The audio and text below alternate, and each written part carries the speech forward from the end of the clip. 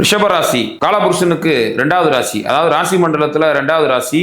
மே மாதம் 2026 ரிஷபராசிக்கு எப்படி இருக்கும்? ரிஷப ராசியில பாத்தீங்கன்னா சூரிய பகவான் வரப்போறாரு. 15ஆம் தேதி சூரியன் உள்ள வரப்போறாரு, புதனும் உள்ள வர்றாரு. 14ஆம் தேதி ராசிநாதன் சுக்கிரன் 2ஆம் இடத்துல குருவோட கனெக்ட் ஆகுறாங்க.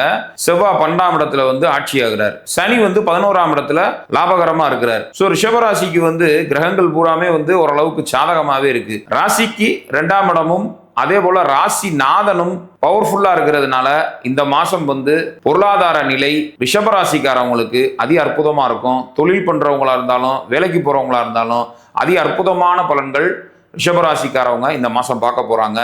ஏன்னா ராசிக்கு 2ஆம் இடத்துல மாபெரும் சுபகிரகங்களான தேவகுருவும் அசுரகுருவும் உட்கார்ந்துருக்காங்க. ராசிநாதன் இயற்கையிலே சுபகிரகம், அவர் நல்லா பவர்ஃபுல்லா 2ஆம் இடத்துல அருமையா அவருக்கு பிடிச்ச வீட்டில் இருக்கிறாரு. 2ஆம் அதிபதி ராசியில் இருக்கிறாரு. ஸோ புதனும் சுக்கிரனும் பரிவர்த்தனை அடைகிறது, குடும்ப வாழ்க்கை, குடும்ப ரீதியா இருக்கக்கூடிய சச்சரவுகள் ஏதாவது இருந்தாலும் அதெல்லாம் சரியாகக்கூடிய நல்ல மாதமாக இந்த மாதம் ரிஷபராசிக்கு இருக்கு.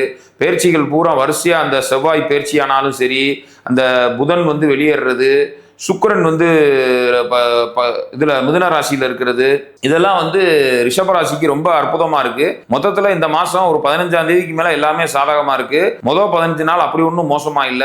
11ஆம் இடத்துல உங்களுக்கு சனி செவ்வாய் 11ஆம் தேதி வரையும் இருக்கிறதுனால மொத்தத்துல ரிஷபராசிக்காரவங்களுக்கு அதி அற்புதமான நல்ல பலன்கள் காத்திருக்கு. குரு பேச்சு ஆனாலுமே ரிஷபத்துக்கு நல்ல பலன் தான். ஏன்னா குரு பயிற்சியானா 11ஆம் இடத்துல இருக்க சனி பகவானை குரு பார்த்துருவாரு.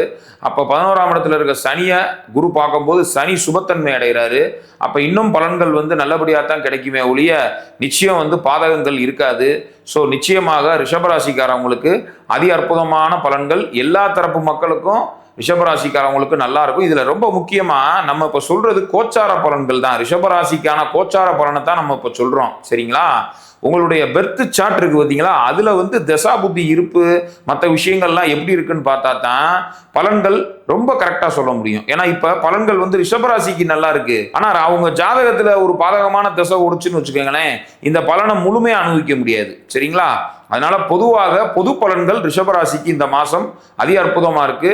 வழிபட வேண்டிய தெய்வம் பெருமாள் வழிபாடு செய்வது கால சிறப்பு. பெருமாளுக்கு நெய்விளக்கு போட்டு மகாலட்சுமி ஆண்டாள் போன்ற தெய்வங்களுக்கு ஒரு நெய்விளக்கு ஏற்றி துளசி மாலை, தாமரைப்பூ, மல்லிகைப்பூலாம் வச்சு சாமி கும்பிட்டு வர்றது கால சிறப்பு. குலதெய்வ வழிபாடு பண்ணிக்கங்க, ரொம்ப ரொம்ப நல்லது. நன்றி.